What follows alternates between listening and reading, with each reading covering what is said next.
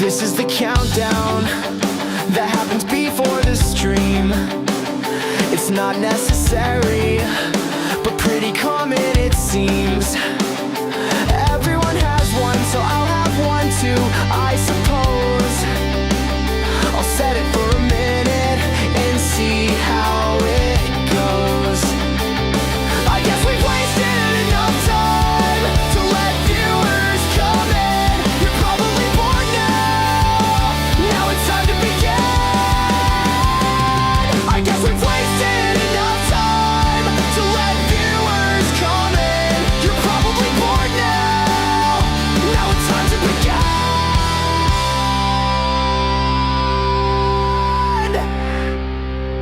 Rob.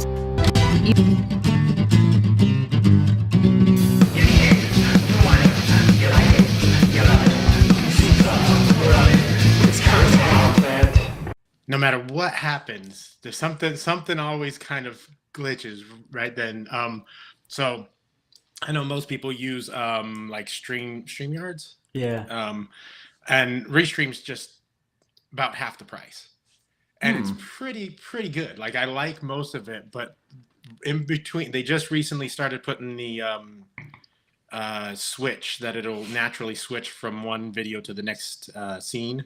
Yeah. But I don't think they quite gotten the glitches worked out, but it's okay. But That's a brilliant intro song.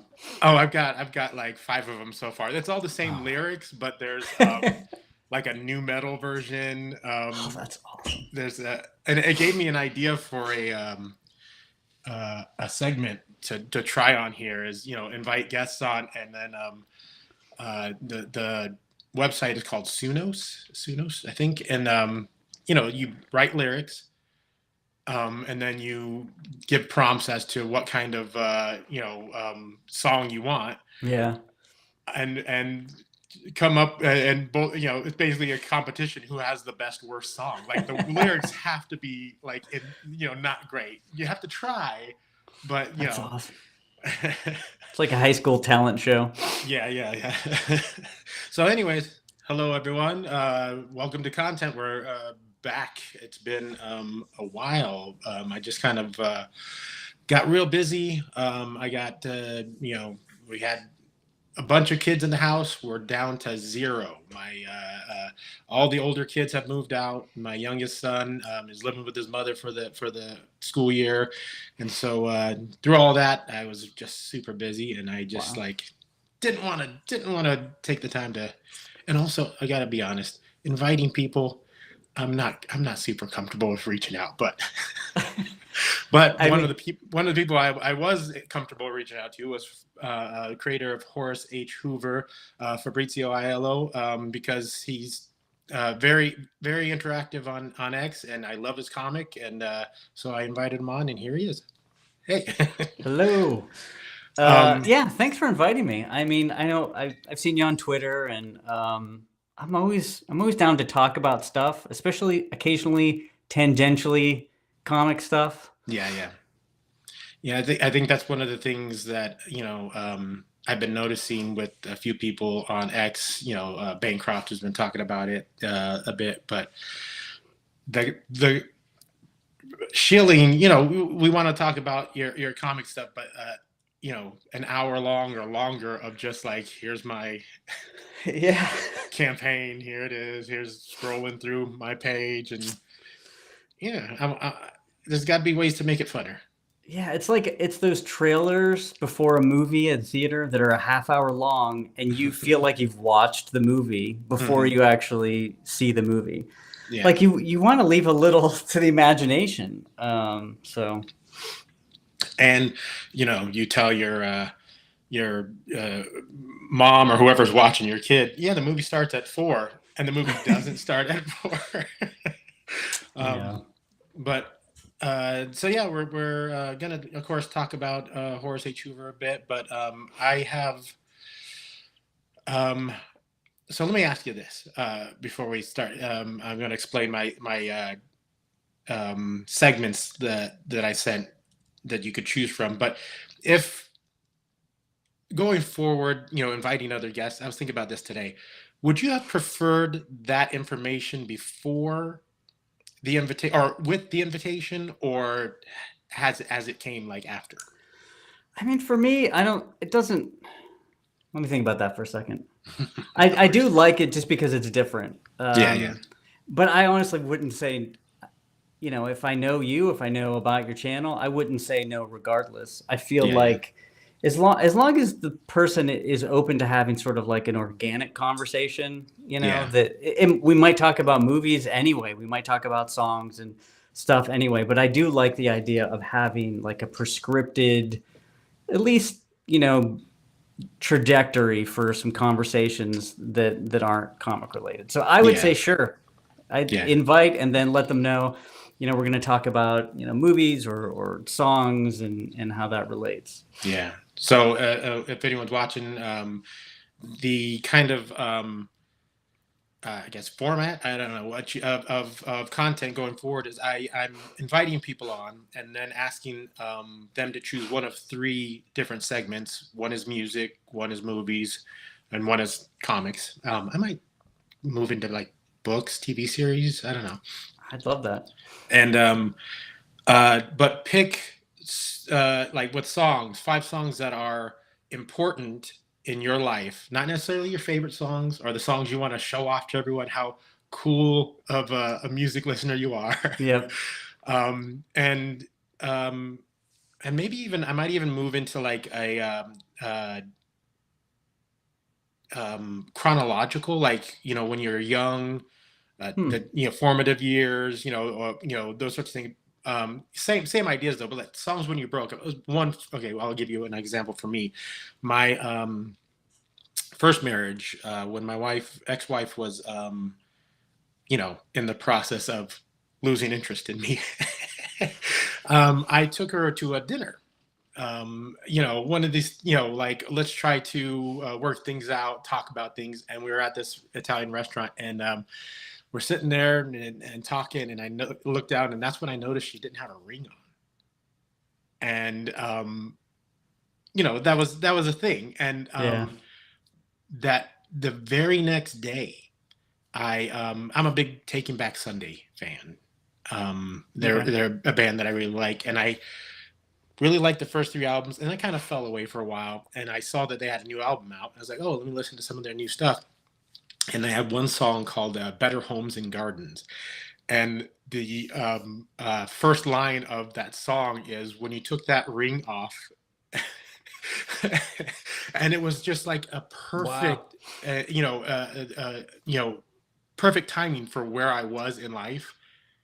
And, that's the kind of thing I want to hear about. I want to hear people tell about, when I was a kid, my dad would take me to breakfast, and every time we went to breakfast, we did, so it's, that personal, getting to know people. So that's the music segment, and if we get around to it, if this is enjoyable enough for you and you want to come back on, we'll try that one next. Yeah, for sure. Like I am really susceptible to like identifying moments in time with seasons, with music, with movies. It's kind of like a private joke between me and my wife and my family. Like I only watch certain movies during the fall. That's it. Like if it's before like September and after December, I just don't watch it. Yeah. I only listen to certain music at certain times of year. Like it's like regimented. It's almost psychotic, but it's almost like it's a joke in my family. Like, oh no, Fabrizio doesn't listen to Portishead in the summer. He only listens to it in the fall. Yeah. So I get it. Like I definitely identify certain moments and things that happen with cultural or creative outlets. So that's that's one of the segments. The other one, the third one would be comics, and that's pick 5 comics that were influential to you. And we'll discuss them. Where you first ran into them, how they affected you, and that sort of thing. That's a pretty easy one. And then what we're doing tonight is movies. And I if you've watched my stream before, you know I have not seen a lot of movies. And so my request to the guest is send 5 movies. Chances are I haven't seen one. With Fabrizio, I hadn't seen 2 of them. We picked. I picked. Actually, I kind of wanted to watch both of them, but one of them wasn't super available. So Yeah, I don't know how I want to go about this, but yeah, I picked 5. I used to be a huge movie fan. I mean, mhm. I considered myself a cinephile if there ever was one. For a big chunk of my life, like most people, as the movies started to degrade, I Mhm. just watched less of them.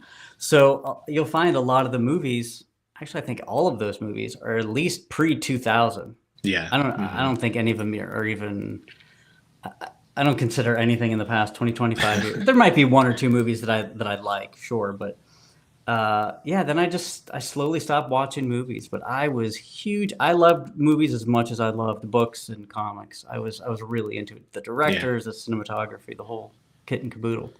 Yeah. I feel that that has. Maybe I don't know. I really don't. But with the loss of physical media, DVDs, Blu-rays, and stuff, that getting into a movie or where you watch the special features and hear the director's commentary, and then that makes you want to look into more of the director's work. I feel like that's kind of getting lost. Yeah. I remember in college we had this video store. I went to Edinburgh University, tiny, tiny college. We didn't have a car. So there's like a diner, like a video store and something else. So we could rent like I think it was 4 or 5 movies for $2.50. And obviously pre-internet, Yeah. pre-anything.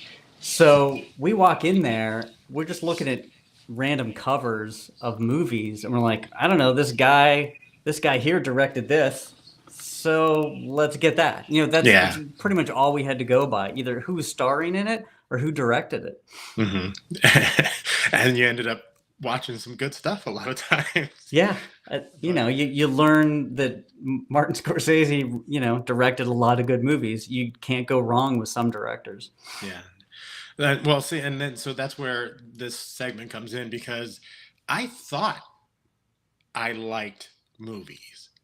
And then I realized people were talking about all these movies, that super popular, influential movies and stuff, and I haven't seen so many of them. Um, it turns out mostly, apparently, um, animation's my thing. Hmm. I've seen up until probably the last 15 years. I saw most animated things, and then they just fell off because they all look the same, they all feel the same, and Yeah. um, and then like some indie flicks here and there, and yeah, I just recently watched RoboCop in the past year. Recently watched Die Hard in the past year. Wait, for the first time? Yes, for the very first time. like, uh, Wow. yeah, a lot of them. What was the one I just? The last one I saw recently was Hellraiser. I'd never seen that one before. Wow. So yeah, I'm trying to kind of catch up on a lot of those Yeah. movies, and I figured, well, this might be a good way to catch up on them, and also maybe disappoint some people with my my thoughts. Well, Because I do wonder, watching a movie when you're 8, watching a movie when you're 15, and hmm, you're gonna have totally different reactions to it. So yeah, I'm sure a lot of those movies don't hold up. Like one of the movies I picked was Something Wicked This Way It Comes, which is a great book. It's a pretty good movie, and I can't divest like me as a child from yeah. like watching it today. So I honestly can't tell anybody if it holds up or not. I still love it, but I'm not a good judge. Well, we might have to do that one because, in all honesty, it looks fun, and Yeah. it's a Disney movie. Yeah, I mean, it's a dark movie, and one of the reasons I picked it is I didn't realize, so like I don't know. You get to a point where you're like, why do I like the things that I like? Why do I Mhm. like certain aesthetics? And I like old books, and I like this, and you just, for me at least, I'm like endlessly trying to figure out why I like that. And I remember I just rewatched Something Wicked This Way Comes, and I hadn't seen it for 20 or 30 years, literally. And I said, wow, this movie kind of contains everything I love that I've learned to love afterwards. And I was probably 6, 7 years old when that movie came out. Mhm. So I'm starting to like think that that was the first movie that really started to solidify sort of an aesthetic. And like, I like old books and going to the library and doing research, and, fall, and there's a circus in town, all of these really Yeah. cool things. And I feel like I've tried to rewatch that movie ever since then, basically. Yeah. Nice. Yeah. I found it's available on the internet database website. I haven't heard that. It's the only thing that only place I found that it might be available to watch. So I'm gonna check it out. But I definitely want to watch it. It's one of those. It's when Disney was doing those kinds of those movies that were um, like do you remember The Journey of Natty Gann? No. I don't remember. I don't know if that is a Disney movie. I think it was, Mm-mm. but like, or even like, I don't know if The Rocketeer was Disney. But like that era of movies that were like period pieces. Yeah. They were really well done. Like I missed that Disney era. you know? Yeah, it's a really like atmospheric movie. I don't want to say big budget because back then everything kind of looks the same, but Yeah. yeah. Yeah. I mean, Disney today and Disney, 1982 or whenever that was. I think that was like 81, 82 or something. It's two very different things for sure. Yeah. I mean, Disney 98 Yeah. now. Basically. But yeah, as cool as that movie sounds, we opted for The Replacements, Yes. which I watched for the first time this week. Oh, you know what? Give me 1 second. I'm just going to hit the countdown again because the song's so rad. And I'm going to run and grab my notebook because I took notes. Oh, nice. So, I'll be right back. Okay.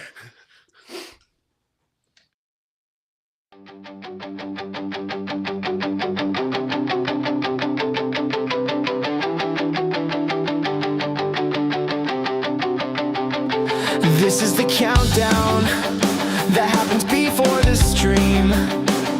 It's not necessary, but pretty common it seems.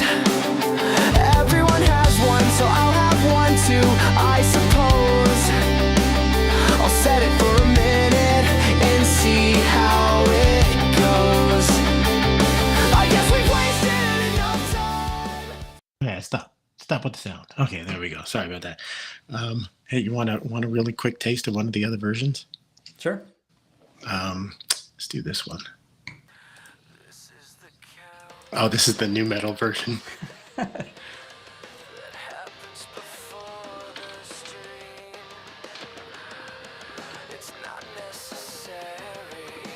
Sounds like the Deftones. And then he just screams.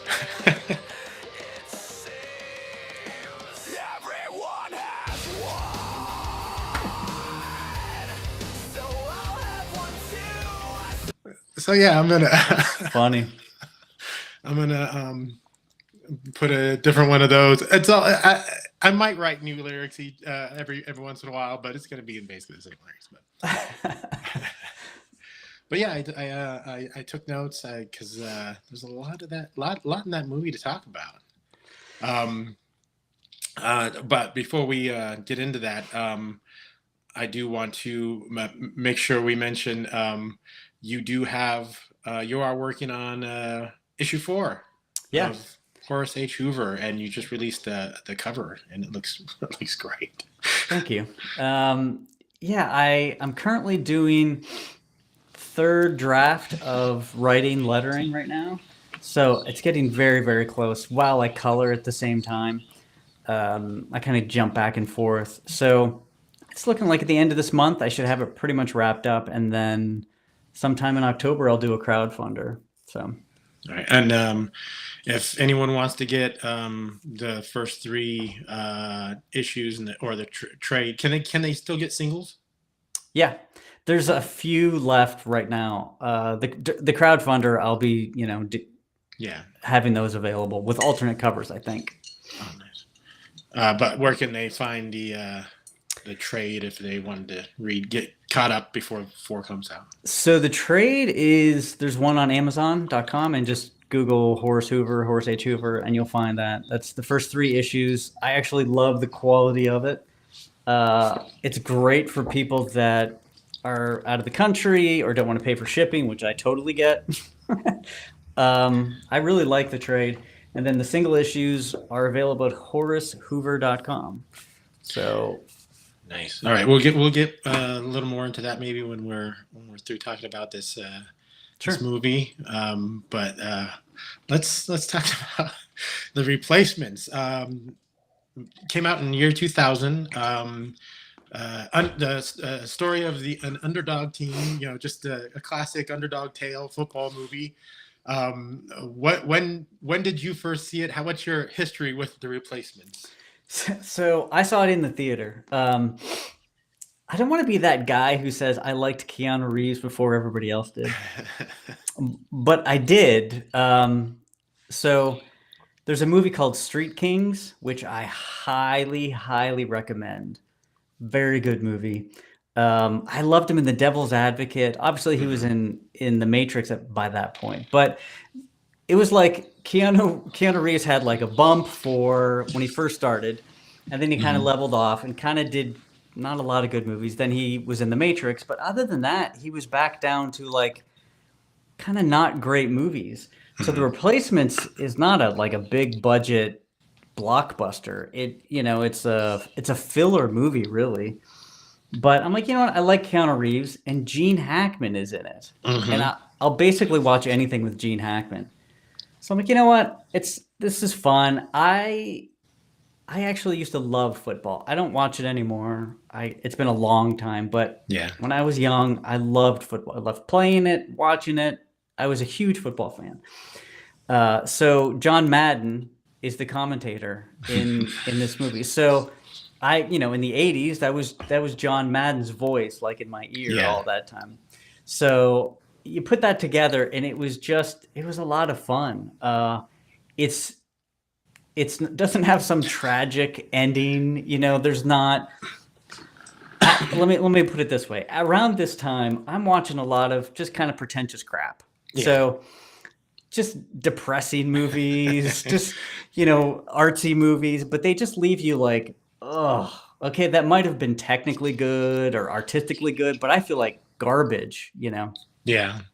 But then you put in The Replacements, and it's like, this is fun start to finish.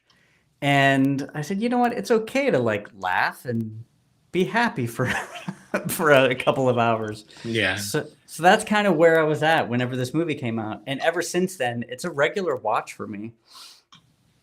Yeah, nice. I'm trying to see what other movies came out in the year 2000. Scary Movie, Road Trip, Requiem for a Dream. Oh my God. It's a terrible movie. I mean, it's a well done movie, but if you want to feel utterly like depressed for a week, watch that movie. So that's probably why I was like, I need something fun. We had Men of Honor, U-571, The Perfect Storm. That was a good movie. It was actually a pretty good year. Gone in 60 Seconds.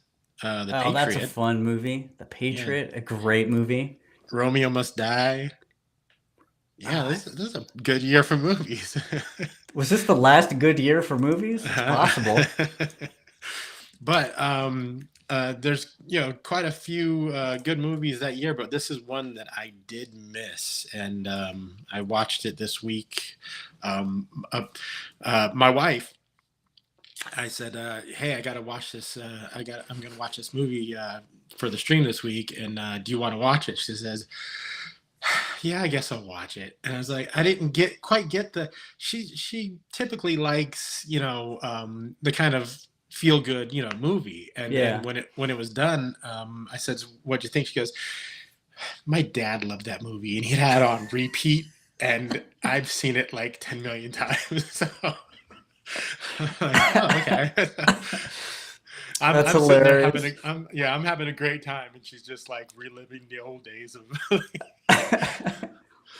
But let's talk about the movie though. Let's get like Yeah. into some of the stuff. Like for instance, the opening scene. Keanu Reeves stars as a ex quarterback. He was injured, right? Yep. And now he's working as a barnacle remover. He lives on a houseboat and he's swimming under boats and removing barnacles with a little scraper. And the beginning of the movie is him finding a football trophy, Yeah. pulling the football off of the trophy, and pretending to do a play underwater.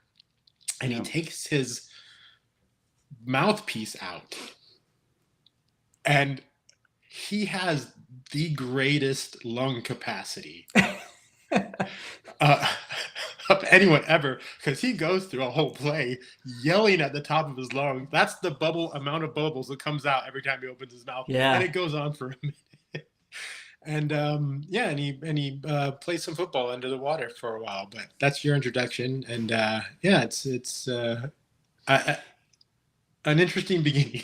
The tone from the beginning is like, okay, this is a fun movie. Yeah. It's not like the typical, I don't know, he wakes up and knocks over some empty alcohol bottles and there's like it's not that. And like it sets the tone immediately, the Yeah. music, everything about it. Oh yeah, that song. Man, I forgot. That's the one of the only songs I did not write down because I have thoughts about the songs. But it was a decent song. I don't know that I've ever heard it before, but it was just very familiar. Yeah. I can't remember what it is, honestly. Yeah, but it does set a tone. One of the things I kind of a trope I don't like in a lot of movies, like this would be one, where if this was made, I don't know, nowadays, Keanu Reeves would be on the boat and he'd be doing something, and some broad would come out from like under the boat and he wouldn't know her name. Mm, Like I hate that trope of yeah. like this shows you this guy is a freewheeling, not caring, but this was like this guy, he's not happy with life. He had dreams, and this is where he's at now. But there's a lightheartedness to it. Yep. So Yeah. yeah, not a bad beginning. And then we cut straight to Gene Hackman and the grandpa from Problem Child. Oh, I don't remember that actor's name. Yeah, I'm blanking on the name. But and they're talking about football strike that's going to be happening, and what they need to do to get through the season. And they I should have gotten some. Let's go to this picture here. And they decide that they're going to bring in some replacement players, and this guy here is I don't know which coach. He's one of the assistant coaches, and but I saw him, and my first thought was Ernest, all the Ernest movies, and I got to tell you, I was thoroughly disappointed that he didn't do that inward scream and make his eyes go back and forth. But this guy's got a great face. Great face. He looks like, he fits the role. He fits the role very well. But Gene Hackman, just a solid. Him and Keanu, like the much needed straight men. for this movie. Yeah, and I had heard that Keanu took a pay cut so they could afford Gene Hackman. And man, what a difference that would. Without Gene Hackman, I don't think this is a movie. I think it's not a terrible movie, but it's not the same kind of movie. Yeah, between Gene Hackman and Keanu Reeves, it turns a goofy C-list, Saturday afternoon movie into something that, I mean, again, is utterly rewatchable. Yeah, it is. It's I smiled through the entire film. The entire movie I was smiling. But so Gene Hackman and the owner of the team talk about they need replacements, and they go through a short list of some of the people they want to be on the team. And it's they can't do this scene nowadays, where the over the top kind of what's the word about stereotypical characters that these characters are. Yeah. The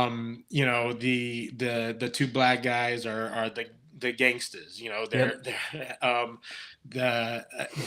And John Favreau is introduced as well as the over exuberant cop. Yep. But it's just like this montage of characters, and they're all like I said, over the top Yes. characters. Yeah. And playing them against, and Keanu, as much of a fan as you might be, he's not a great actor. No, he's like, but yeah, go ahead. But his kind of monotone works as a great balance for everyone else's just straight wackiness in this movie. I think this is his best role. I would never accuse him of being a good actor, but to me, he always picks roles in movies that I like. Mm-hmm. So I'm like, oh, Keanu's in it. I'm probably gonna like the movie. But yeah, I mean, nobody's gonna say that he's a great actor. So. But John Favreau, why can't I remember that? Orlando. Jones. Orlando Jones. He plays a. What is he doing at the beginning? He's working like in a quick stop or something, a corner store. Yes, yeah, because he has to run. He has to chase somebody down. And what a brilliant way to introduce the fact that he's super fast, but he can't catch. Yeah, it's so goofy, but I just love it. So they gather this ragtag team of players. Oh, I was trying to get a picture of the sumo player. I guess I didn't get that, but and then they start the practice.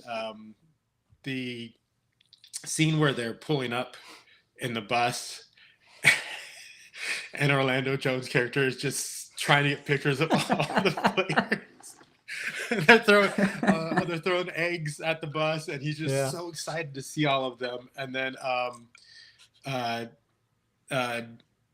the guy from Wales, from Notting Hill, the skinny kicker. Oh yeah, that what's his name? I always forget his name. I don't. He's remember. Hilarious. Mm-hmm. Surprising. Okay, so I don't even know what this movie was rated. Let me see what the rating was. But one of the things that honestly kind of surprised me was some of the innuendo jokes, and not even. So towards the end, they're in a bar celebrating a win, and that guy is talking to 2 or 3 women, and they don't show anything, but he's talking to him, and then he says, "Hey, look at this," and whips out his junk, and like all the girls laugh, and it's just like, yeah, that's a crazy scene. It's got to be PG though. I don't even remember them swearing. Is it PG? Yeah, let me see if I can. It was PG-13. Yeah, Oh, because okay, I'm yeah. like I didn't think I remember anybody swearing or anything like that. All the humor is pretty. Other than a few scenes, like you said, that are there's another one I'm thinking of in with the deaf guy. Oh Um, yeah, the sign language. yeah. um, um, but one of the early scenes going back was so the team arrives on the bus. They get in, and start practicing. Uh, a couple other team members show up. The sumo guy showing up, and I don't. Football is a game of large people. Like they couldn't find a single outfit that fit the guy. I know, but it's so funny. Oh man. Yeah. So yeah, he walks out. He's got his shirt like just all the way up here, his big belly. And then there was the cheerleader tryout scene. So apparently the cheerleaders were also on strike. Yeah. And they had the cheerleader tryout scene, and watching that, and uh, it's like a montage of goofy women coming out and singing and dancing, and Yep. embarrassing ways. And I turned to my wife and said, "This is just like watching TikTok." That's a good point. That is what it looks like. Yeah, Just it's like short next one, clips. you just scroll to the next one. It's another goofy person doing something Yeah. stupid. And then you stop on the ex stripper, of course. And you're like, Yeah. Yeah. Well, yeah. We'll there's something there. subscribe. And then Keanu shows up, and he's on his own. He pulls up in his car, and he faces the pros, the team that's on strike, and they had that great line where the quarterback, the real quarterback, says to him, "You aren't." Let me see. Hold on. Let me see if I got my. And I said it. I said it as he said it. You're not a has been. You're a never was. Yeah, great line. And it made me wonder: was this the first time that was used, or is that like a super common thing? I have no idea. I feel like it's probably not. Yeah. I mean, this movie, like you said, it's an aggregate of tropes and cliches and stereotypes tied together with some low-hanging fruit for jokes. But with Keanu Reeves and Gene Hackman. Yeah.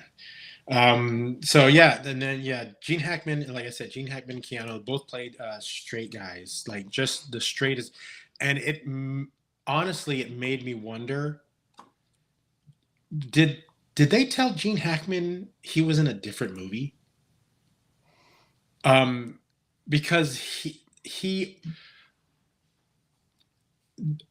the scenes that he's in, all the characters, he's just so. It might just be because he's such a good actor. He like gives his all in this movie. Like he is. I'm gonna go ahead and play a clip. I got two things that I noticed. Is just like I don't. He was this one. Okay, I'm gonna. Coach McGinty, what will Washington need to get back into this ball game? Heart. I'm sorry? You gotta have heart. Can you elaborate on that? Miles and miles of heart. Like that, you would see that in an Academy Award winning movie. Yeah, like that's again, it's like funny Rocky or something. It's these really wacky scenes in these characters, but then even some of these wacky characters, like Orlando Jones and the deaf guy, they get like moments that are really dramatic. Mm-hmm.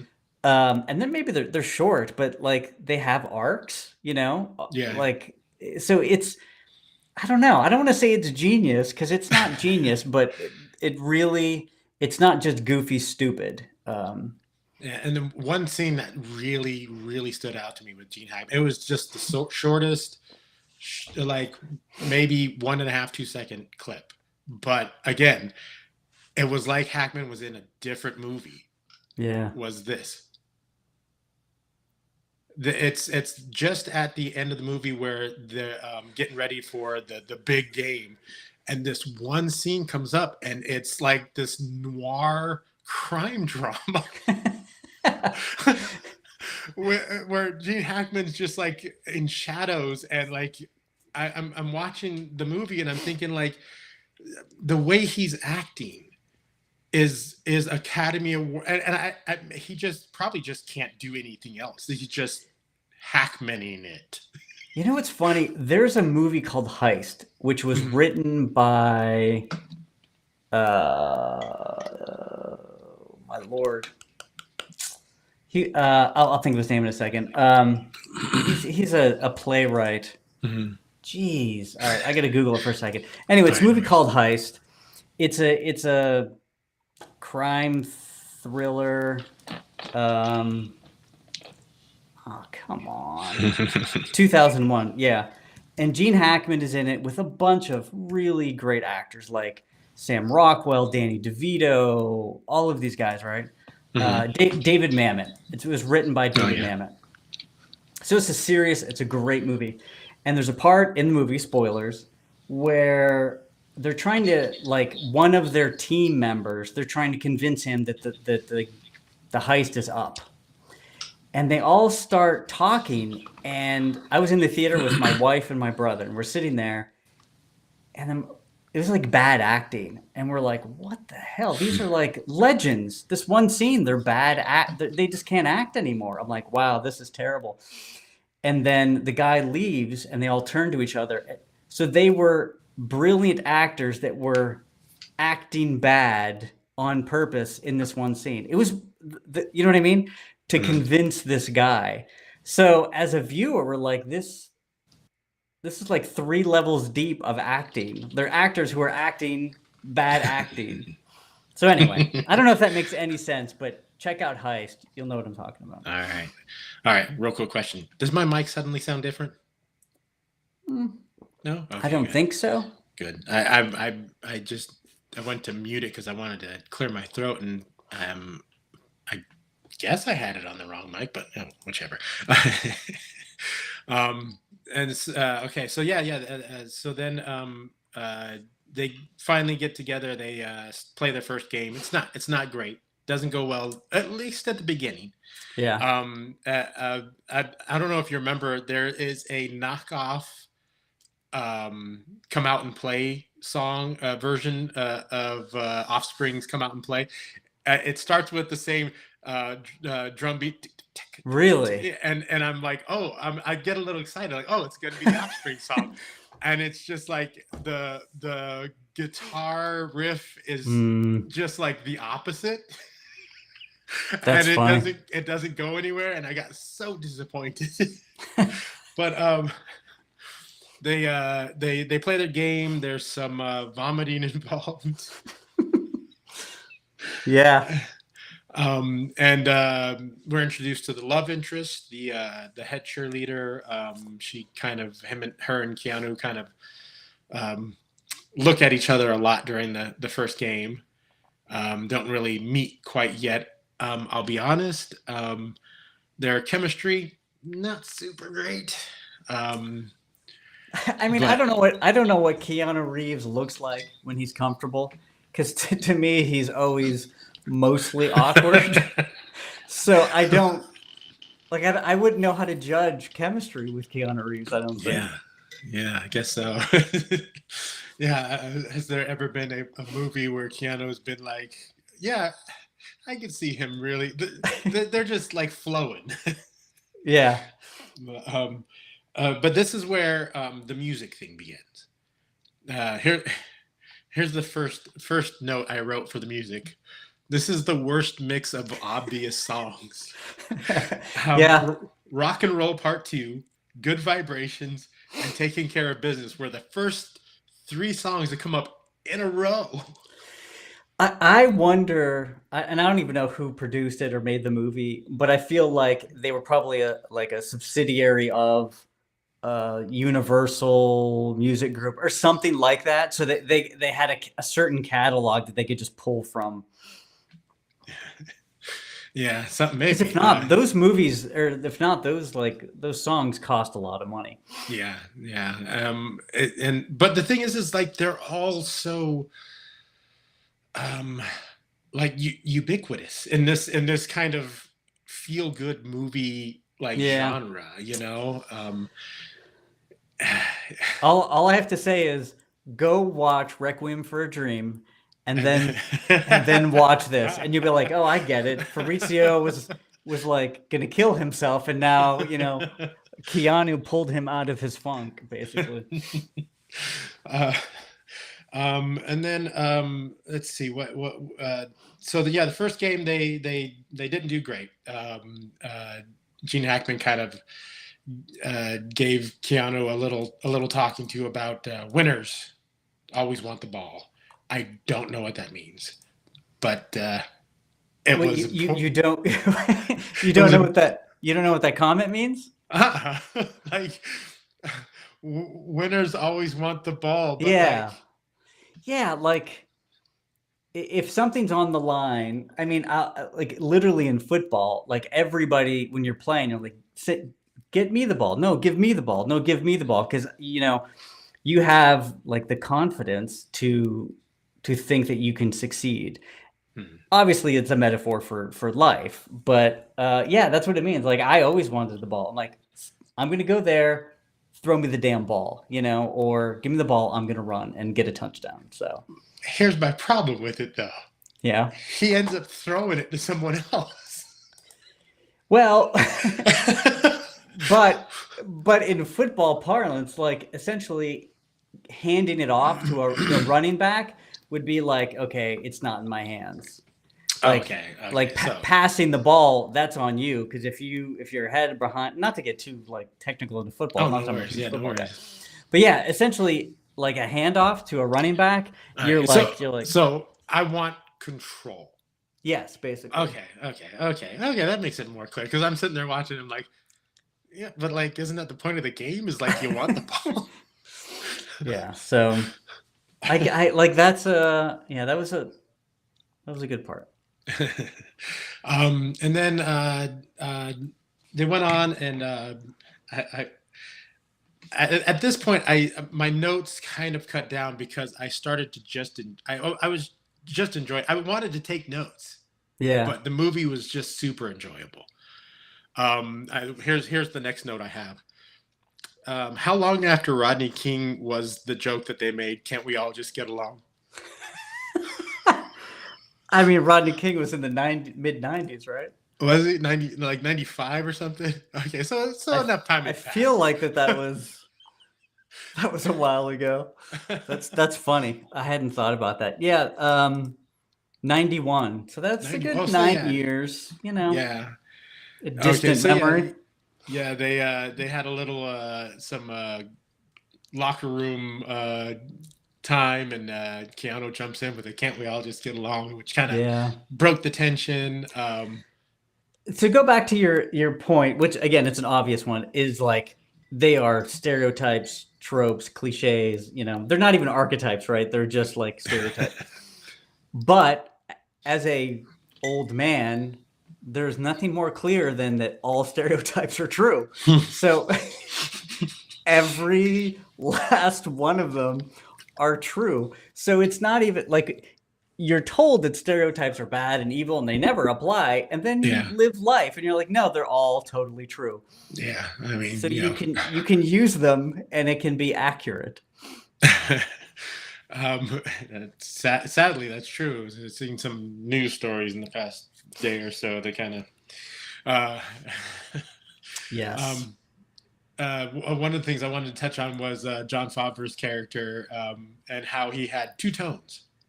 One was this guy. Yeah. He was just way too into hurting people and like just energy and excitement, and then they had these scenes where they'd be in the locker room, and they'd be talking about serious stuff. And I don't know why, but he was in he was cut into a lot more than any other of the guys with this serious, thoughtful look. Yeah. Like it was two completely different like tones, and but that was it. It was that, or it was that.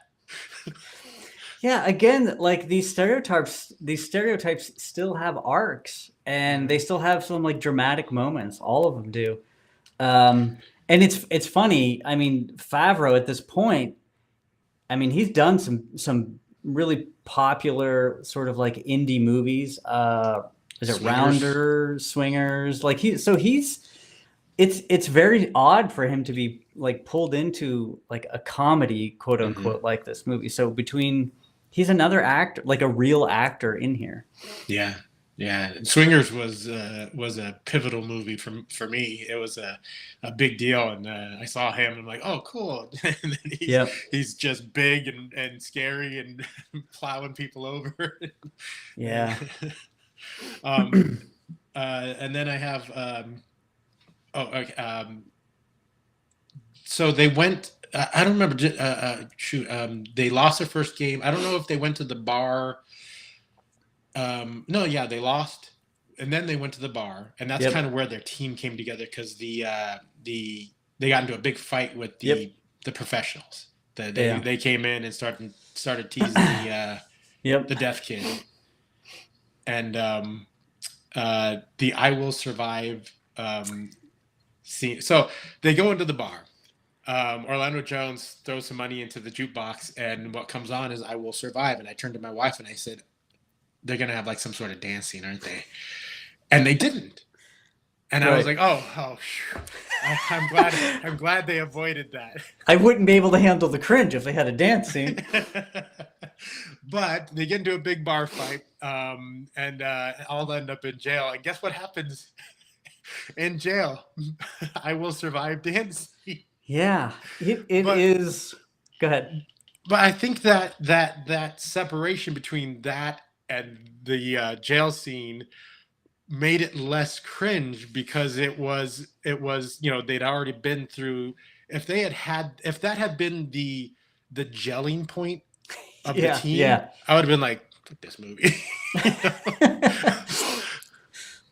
Yeah, it's funny because if you describe that scene to me, I would be like, whatever movie you're describing, not only will I not watch it, I will burn every copy that exists. I make it my life's mission to do that.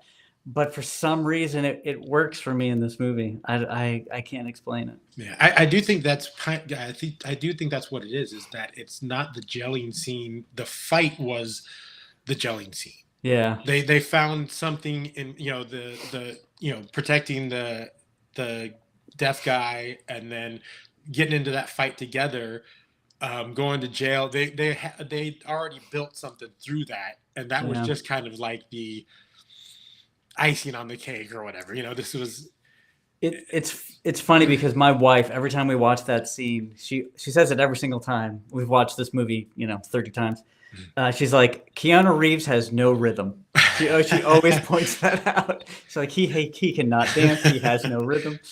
I can't tell the difference, but yeah, him and the guy from Wales, the kicker, because he ends up just climbing up the side of the bar in order to not dance. I don't know.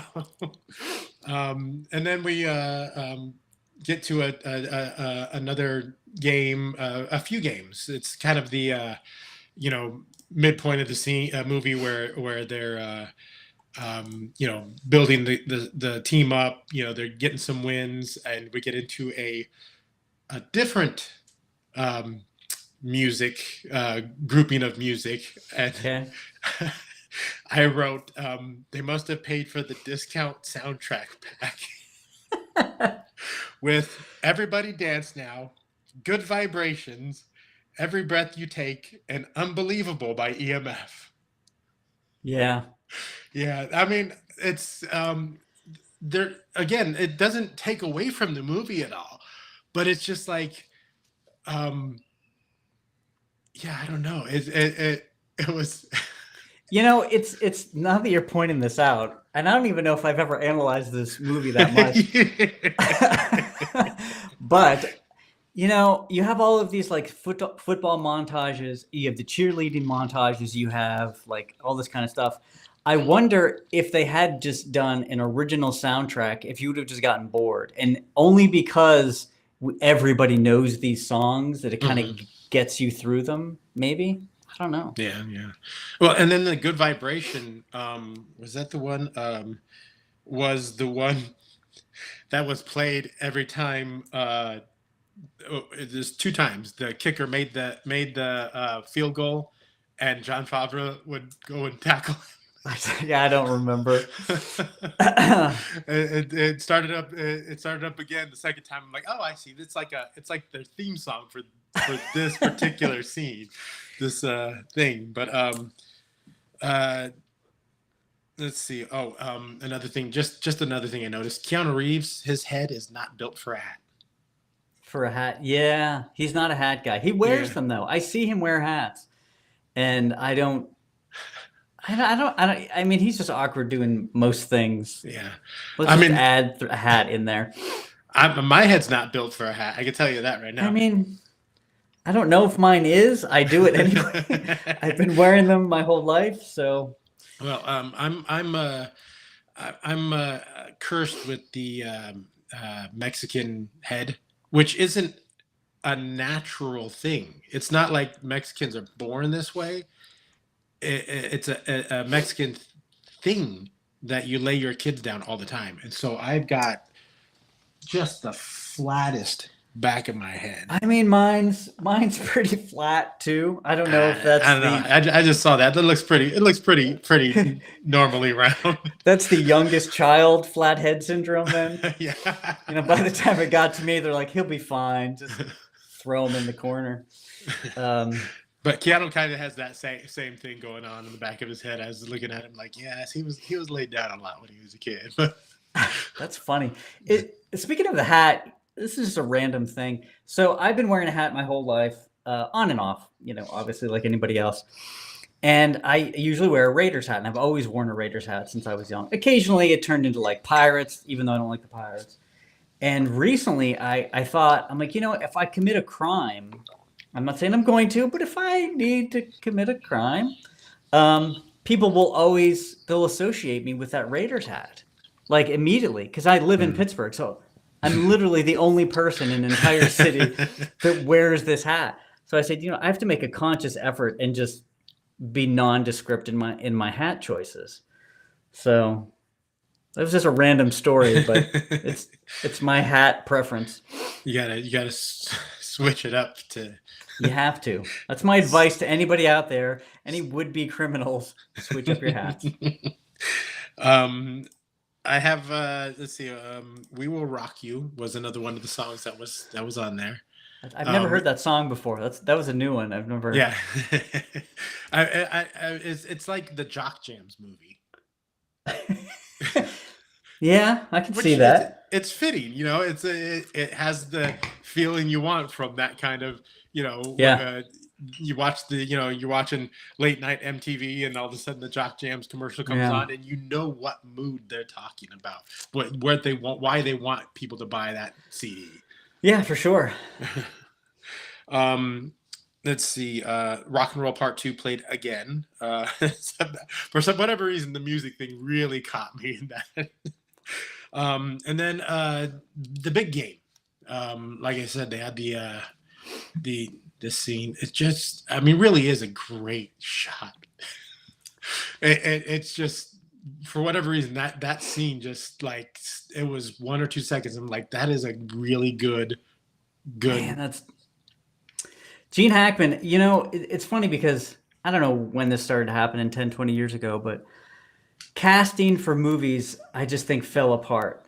Even if the actors were available that would be appropriate for movies, I feel like casting directors or casting whatever they are picked the wrong people, always the wrong kind of person for movies. And I'm like, and I'm trying to nail it down. What is it? And it's not that they have to be attractive. That's actually not the thing. but they do have to have an interesting face. And there's something to that. Like Gene Hackman is not an attractive man. Nobody would ever accuse Gene Hackman of being an attractive man. But Yeah. he has a really interesting face. John Lithgow has an interesting face. So like he immediately takes a good photograph. Nobody's going to say he's beautiful, but man, what a great face. Yeah. It's kind of like, you go through public domain images, of people in the Dust Bowl and stuff. And every single one of them has 100 years in their eyes and 25 years on their face. Yeah. And there's something about those images that catches you and makes you wonder about who is this person. And Hackman has that in this, even in this one thing. You look at that and you're like, what is his story? Yeah. Where's he? And like I said, it's his acting, his character. It flows with the movie. Like I said, it provides a super great balance for the just straight goofball characters on the team. Yeah. It's when you mention that about like the Dust Bowl, that's true. Like you would never look at Gene Hackman, any photo of him, and say, "Oh, I bet he writes articles for the Huffington Post." Yeah. Like, like there's that doesn't even cross your mind. But you're like, was he in the military? Like, what did he do? For a life, was he whatever? But yeah. I mean, there's a whole lot that happens in this movie. The shooting up the cars. Yeah. Keanu Reeves and the cheerleader.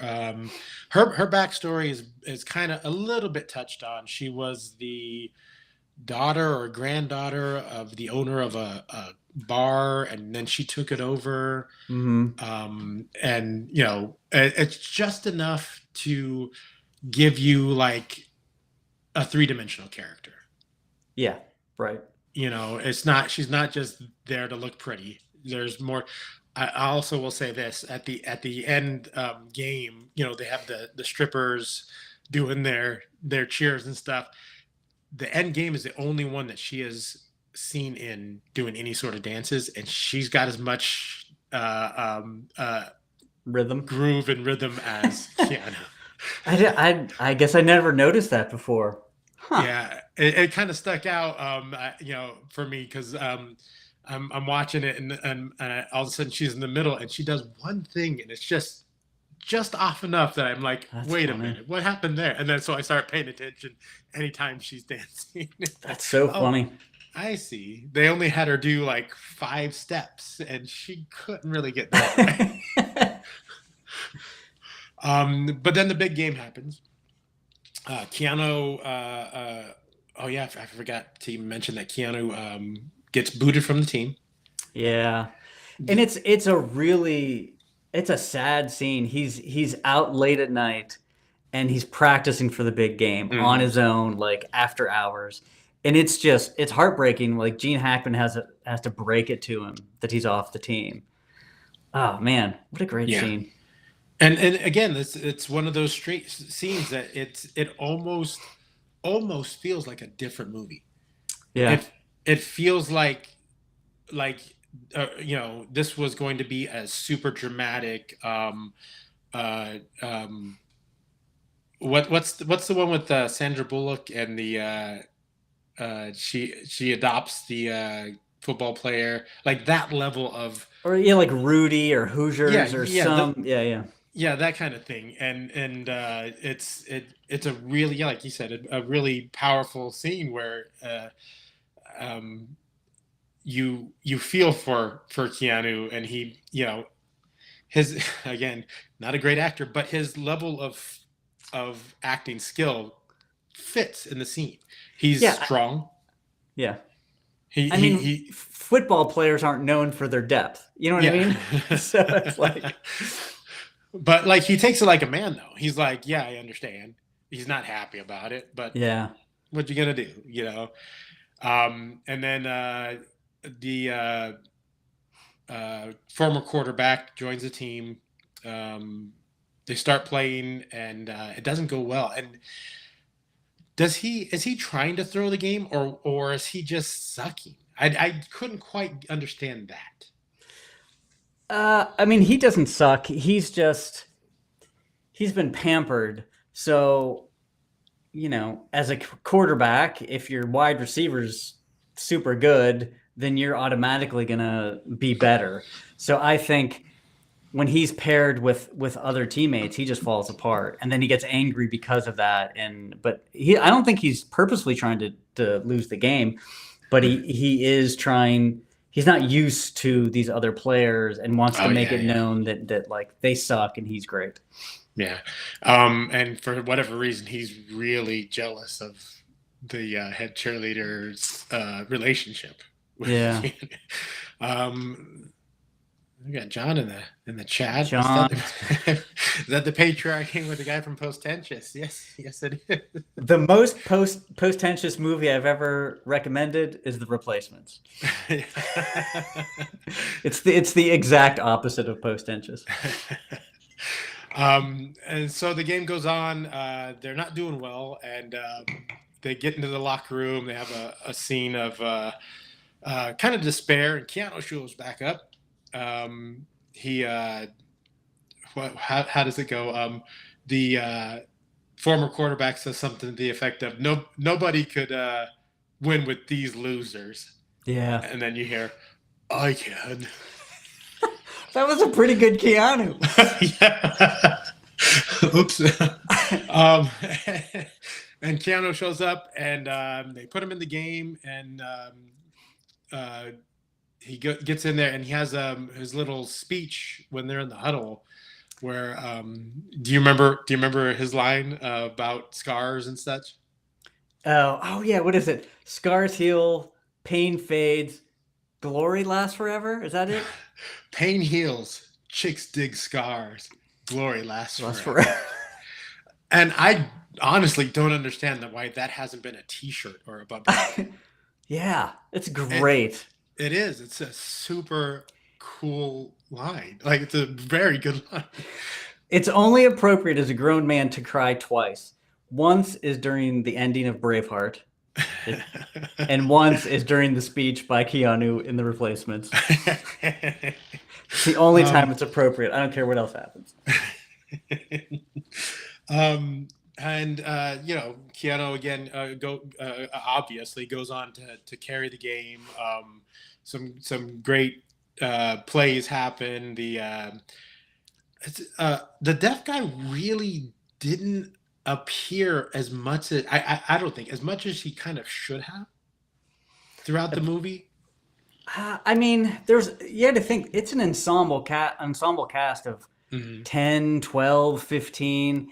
But we know him. We get introduced to him. He has, he's deaf, and at the end he gets the crowd cheering, and he feels it, So like he still gets a little bit of an arc, and I don't know.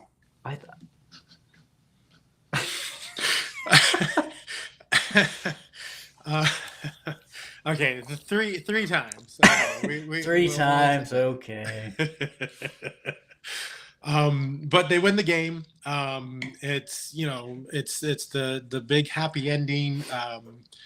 And then Gene Hackman has a monologue. I honestly, the monologue threw me off. I thought there would be more of a Keanu.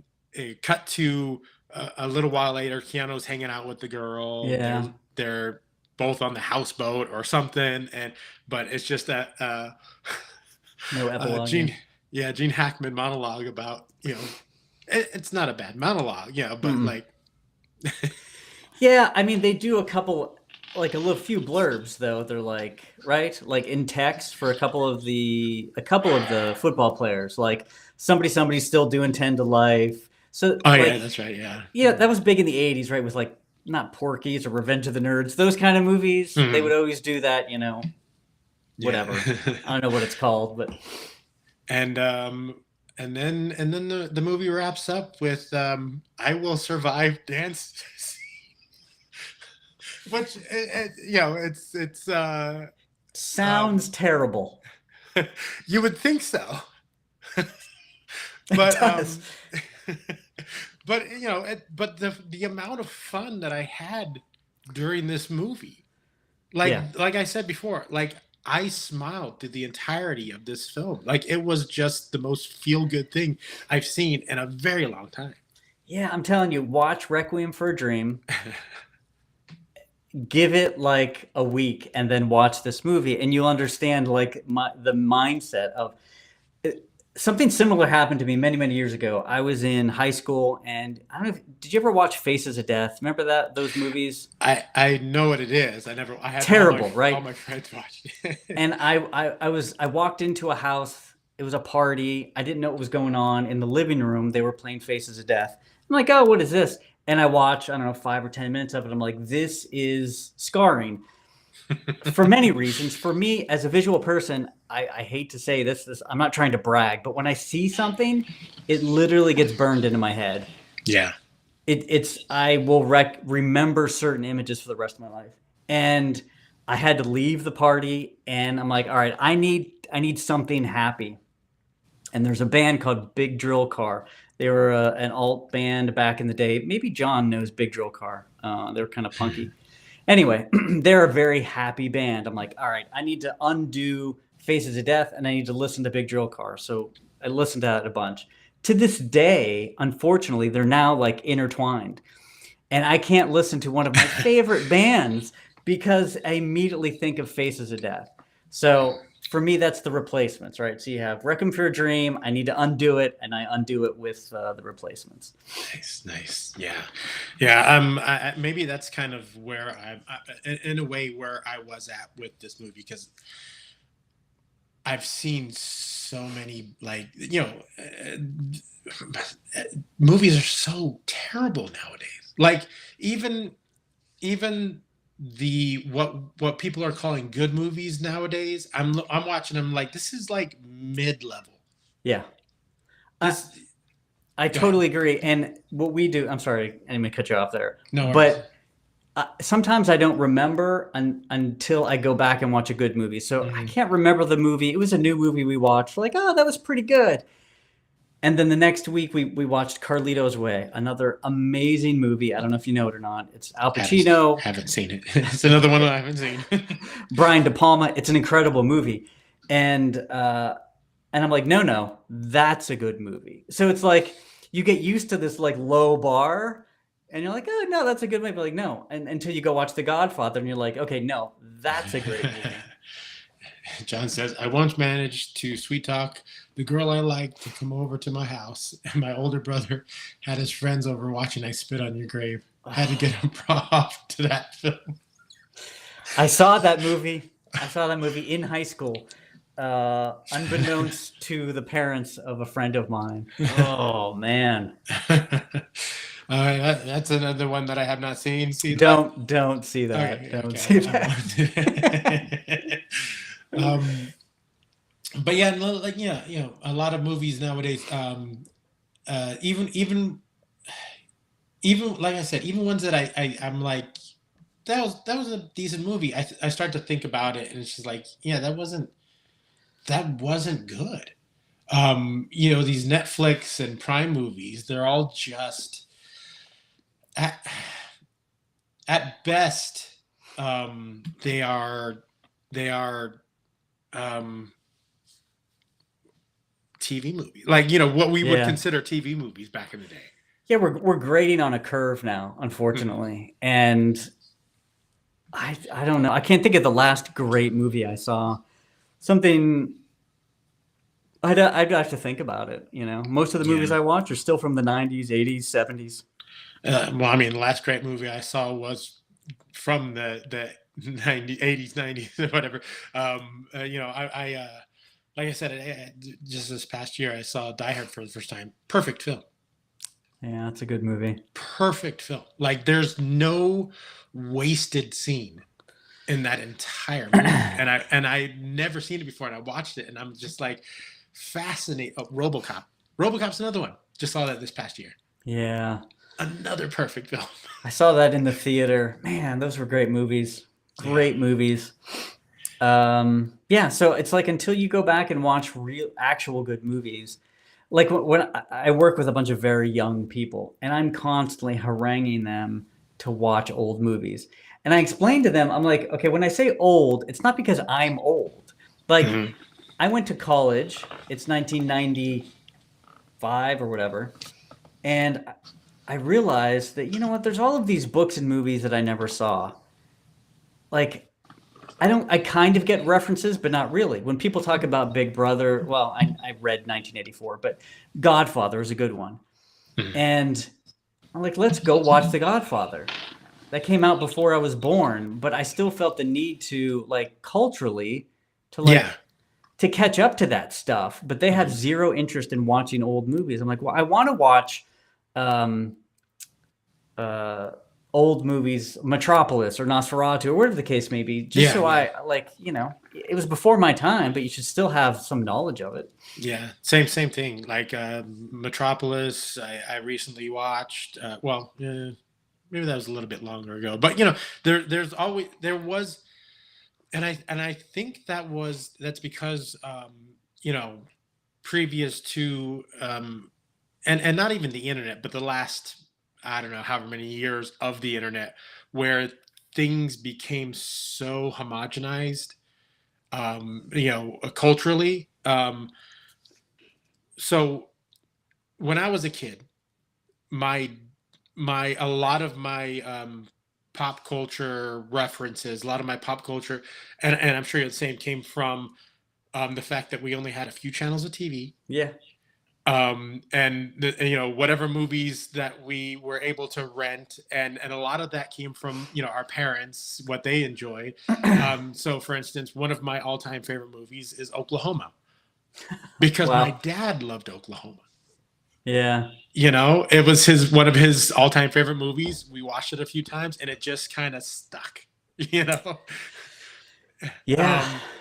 But like I was talking to my wife at one point, and I was telling her, like, you know, at one point we all knew who Bruce Willis was. Like, the entire world knew who Bruce Willis was, even if you didn't like the guy.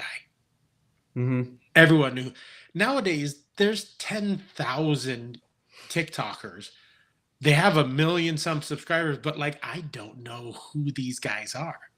Yeah. Yeah. YouTube channels with 20 million subs. I don't know who they are. It's John Spotify. Jersey Shore. So Gong Show is the height of American culture. Yeah.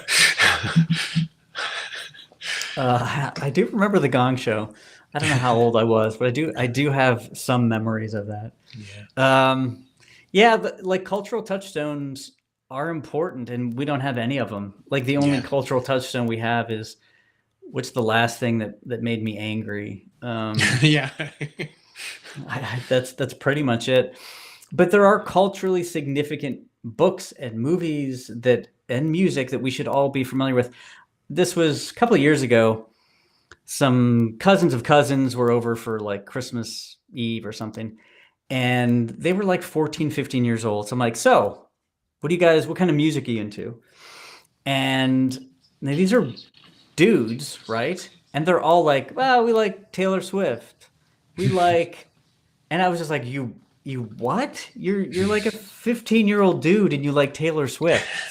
It didn't even register in my head. Anything other than that, I'm like, you should be listening to Led Zeppelin, Jimi Hendrix. You should be learning at least the history of music. So you can maybe, I'm not saying you can't like Taylor Swift, but don't just listen to what's on the radio. Have a little bit of like education in the whatever. Yeah. Well, I mean, like, my stepsons are young black men, and they listen to hip hop. And one time I was talking to them, and I asked them that we took a little drive, and I let them put on their music and, you know, listen to some of their stuff, and I asked them, do you guys know where these guys are from? Because in like the 90s, you could tell where where rap artists came from. There's the Dirty South, West Coast, Yeah. East Coast. There's New York sound. There, Yeah. like there was distinct sounds, and they looked at me and they went, "No." I said, "Yeah," because they all sound exactly, exactly the same. And and Yeah. it's and it really is. It's just that wiping of culture. Like it's that it's making it everything homogenous and the same, and it's I kind of don't like it. Yeah. Yeah, like the stuff that I listen to, and I know we're not going to talk about music too much, but Yeah. I like lots of different stuff, but it's all old. And even when I try to find new stuff, it's really rare that something like sticks out enough for me to like incorporate that into my listening. Yeah. Like, but there's not one band, one song that me and a 30-year-old, for example, would even know. Yeah. Yeah, it's crazy. It's true. I mean, I had the good the pleasure of showing my kids a lot of the stuff that I listen to. So they're kind of into a lot of, except for my youngest. She went straight for like the Mexican music. I don't know why, but but and that's nice. But like like my stepson's like actually boy, about 3 weeks ago, my younger stepson was listening to a song by Jeff Buckley, and I'm like, where Wow. did that come from? Jeff Buckley's like a touchstone for me. Like that album, his Grace album, was like for me was an amazing thing, and to Yeah. hear him listening to it, I'm like, I texted him like, I'm proud of you. You should also listen to this song. Yeah, I don't know. It's just weird. Okay. The Shags. I know of them. Yeah. But again, we're not even talking about a great movie here. Like as Yeah. far as it goes, it's the Replacements is at that time I think would have been seen as like it's a replacement. Like whatever. Yeah. But it's with what we have nowadays, the joy that's in this movie, the humor that's in this movie, which is actual humor. Yeah. Where I was watching and I'm thinking like a lot of humor comes from, like you said earlier, stereotypes being true.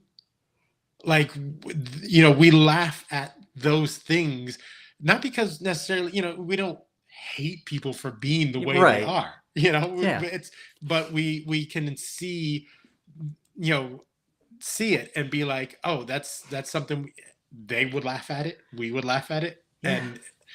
And Yeah. Heart, like Gene Hackman said. Heart. Yeah, like I watched a movie recently called Nona's, which for all intents, it's got Vince Vaughn, and it's about these like old grandmothers that start a restaurant. Anyway, they're Italian, but there's parts of that movie which are stereotypically Italian. It doesn't bother. It's like, yeah, that's totally true. Like that. It's true, and because it's true, it's funny. Like it's okay. That's okay. Like it's not malicious. It's not hateful in any way. So yeah, like you said, it's humor. I do want to mention one thing. This is 2000. I don't know what movie. There's a movie, The Devil Wears Prada, which I had never seen. It's a romantic comedy kind of movie. Yeah. And my wife, Stacy, watches it or has seen it a bunch. And I said, you know what? I'm going to go back and watch some old movies that I completely dismissed because of that, because movies are so bad now. Yeah. I'm like, oh, it has Stanley Tucci in it. I love Stanley Tucci, So I watched The Devil Wears Prada, and I'm like, you know what? Compared to a lot of movies today, this was a good movie, Yeah. So those, like you said, those movies that I would have dismissed outright as like not even worth my time, still rise to a level of better than most movies in the past 15 years. Yeah. that I the same thing happened to me with Pretty Woman. I had never seen Pretty Woman again before this past year, and it's a chick flick, like Yeah. whatever. Watched it, amazing. It's like such a good movie. Yeah. Notting Hill, Yes. fantastic. But yeah, and that's another movie that's like you're scrolling. I miss video stores so much, Fabrizio. I miss Yeah. video stores. Um, the algorithm only presents what it wants you to watch. Only Yes. presents what it wants you to watch. And I like I miss the having just the full array and seeing every single different thing there is and being Yeah. like it's much harder when certain things are never presented. Yeah. The idea that the algorithm, quote unquote, knows you is ludicrous. Like, what does it know about me? It knows the last 3 things I watched. Okay, Yeah. well, maybe I was in a mood for whatever it was at that time. But the stuff that I'd like across the board, I mean, it has no idea. Like you said, it won't even recommend any of that old stuff. Or as you said, it's fall now. My mood has changed. Yeah, exactly. Yeah. Let's see. TMNT. It was, oh yeah. No, it was. I loved that movie back in the day. Yeah, and it was surprisingly good. I haven't rewatched it in a long time, but it should be a bad movie. It should be bad, but it's not. Well, all right. Well, let's if you want to do a quick share of where people can find Horace H. Hoover. Yeah. If you have not seen The Replacements, people who are watching now or in the future, go watch it. It's fun. It's lighthearted. Get your girl, get your wife, get your husband, boyfriend, whoever, and sit down, have a just lighthearted, fun watch. Gene Hackman is fantastic in it. Keanu Reeves is good in it. Everyone else is crazy, and it all works. And you know the end. You know how it's going to end. Yeah. But you're happy that it does. This presentation is this is kind of being a little weird on screen share. It's not allowed to share window. It'll share my whole window.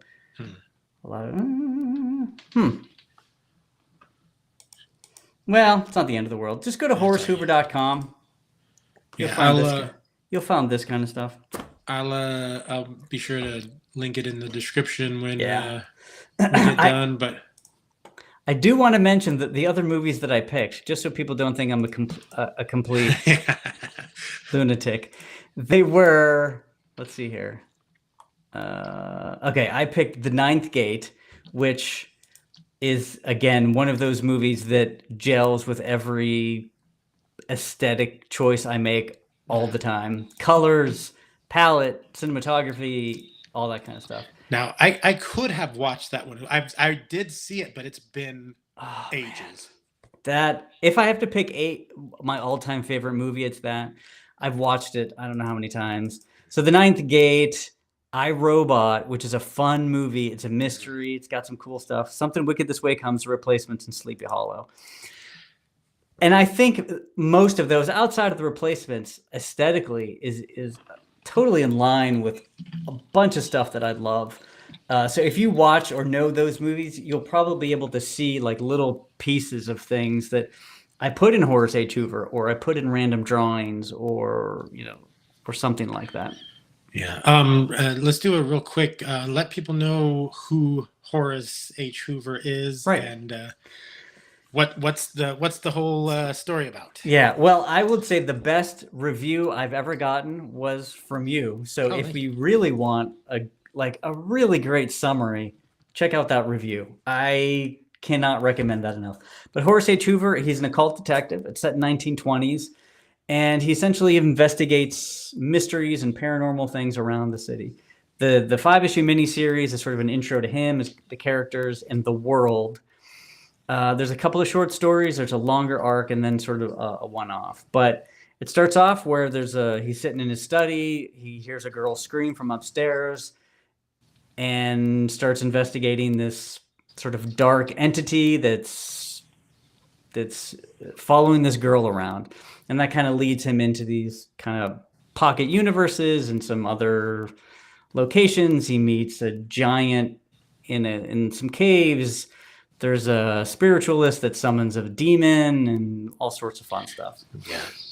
The in my review, I mentioned Cary Grant, and that for whatever reason, that in my head, Cary Grant is I love so many of his movies. One of my all-time favorite movies is Bringing Up Baby. I haven't seen it. Screwball comedy. Katharine Hepburn's in it. There's a leopard involved. It's super fun.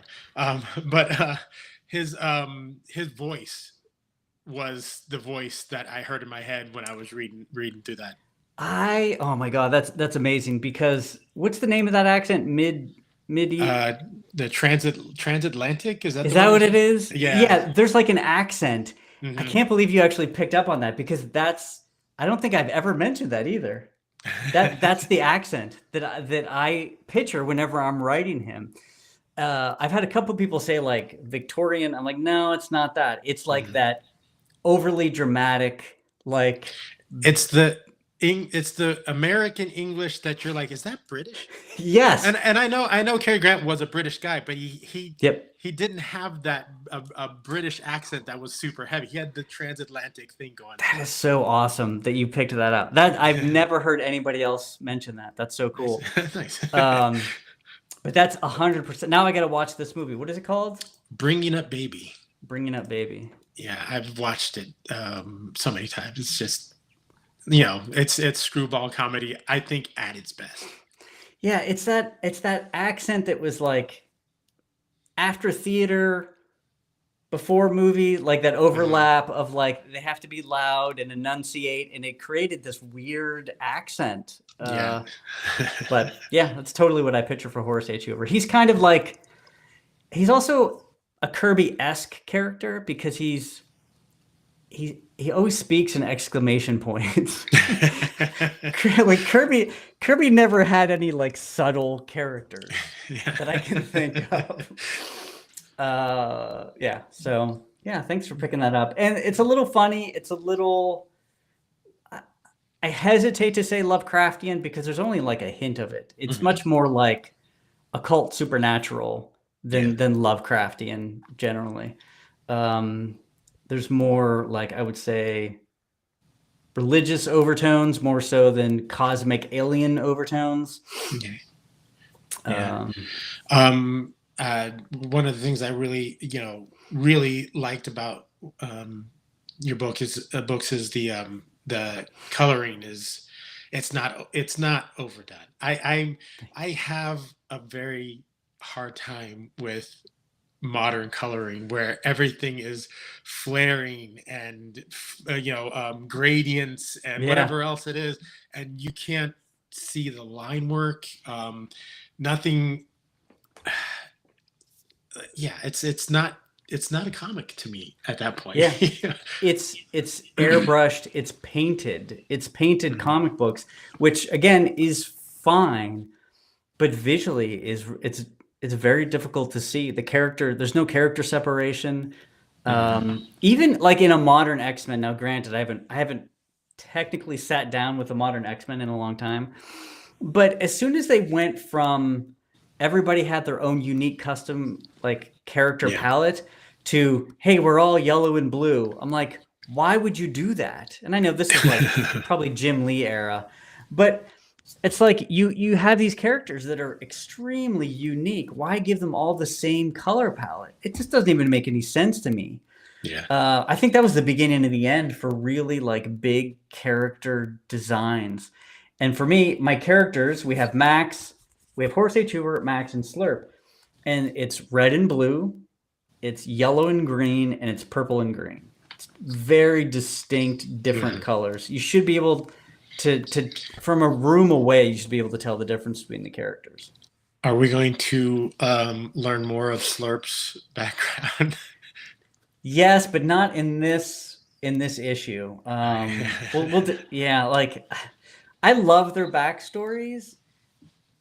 And as a reader, I don't know what people think, but sometimes I think it's a guilty pleasure for the author to tell backstories because I don't know how interesting they are to the readers. Mhm. You know, like is every origin story like watching Spider-Man's origin story again? You know what I mean? Well, I mean, like Max is like I could accept almost anything from the guy. Like he could be like a taxi driver. But Slurp is just like, where Okay. did they even meet? Okay. You All know, right. like where is this guy? Like, you know, Okay. it would almost be as if Horace H. Hoover had an extra head growing out of his chest, and you'd be like, but it wasn't natural born. You'd be like, where did it come from? Okay. You Okay, know, it's, you've convinced me then because I love his where they meet and his backstory. So I'll definitely at least do a short story on it or something like that. Just well, like a short story of Slurp entering the fray. I mean, Um, yeah. I mean, you know, I wouldn't mind the whole. You know, I love the books and your characters so much that like you could build out the entire everyone's backstory, and I'd eat it up. So, okay. but if you're out there and you have not yet read them, go ahead to Amazon, look for Horace H. Hoover. Um, HoraceHoover.com, is that the HoraceHoover.com? HoraceHoover.com, and get caught up before issue 4 comes out, and make sure you're signing in. Are you gonna have a sign up page at Not yet. The sign up page will probably start October or maybe mid September. We'll see. Yeah, but I'll be on Kickstarter most likely. I'm on Twitter at Fabrizio Artist. I'm on YouTube at FabrizioAiello.com, I think. I even forget. Yeah, I do live streams, you know, drawing and whatnot. So I try to if I catch them, I'll jump in there and yeah, try to thanks. comment and stuff. But I want to thank you for we're about an hour and a half in, so that's pretty good. That's pretty decent. One of the things I try to do is try to keep it a manageable time. I know Yeah. people don't want to watch 4 hours. I mean, some people apparently do. I don't. If I see Yeah. 4 hours, I'm like next. But this was really fun. I enjoyed talking about the movie. Here's kind of my hope with you know, these segments and stuff that I come up with is to be able to cut things up into shorter, you know, shorter videos for YouTube, for TikTok, or whatever. Not just, you know, I'm not worried about like getting, you know, TikTok famous. I'm not trying to be an influencer or whatever. You know, I want to get the creators' names out there, and if that means more videos, you know, more short videos where people are, you know, we're talking about not necessarily the comic, but you know, other things that people find interesting out there. Get them out there. Yeah. You know, every couple days or whatever, so that people hear your name, hear your comics name more often. That's what I want. Thank you. So yeah, thanks for having me. This is fun. Like I said, sometimes not. I mean, I'll talk about comics, but sometimes just randomly music, movies. It's fun. There's a lot of them out there, like you said, that some of us have never seen. So an introduction to it or revisiting an old thing that we haven't seen in a while is fun. All right. Yeah, sounds good. Like I said, if we get around to, if you ever want to talk about the song selection or the comics, we'll do that at some point. And for sure. So next week, I have what is it? How is it? Edwin Acevedo. Cool. Who did what's his Aces drawing group? He's going to be on. We're going to be talking about what's the one? 13th Warrior. Oh wow. Which I listened to the audiobook, but I'd never seen the movie. So great movie. we'll be talking about that. I'll try to watch that this week. And so tune in next week, everyone, and we'll talk about that. And I'm reaching out to some other people.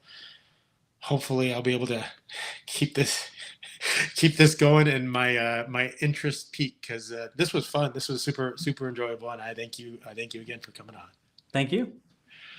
You know what I need is another AI song for the end. But anyways, we'll talk to you guys later. We'll see you next week. I don't know exactly what time. I'll have to figure that out, but I'll let you know on X. Thank you for being here, Fabrizio, and we'll see you later, everyone.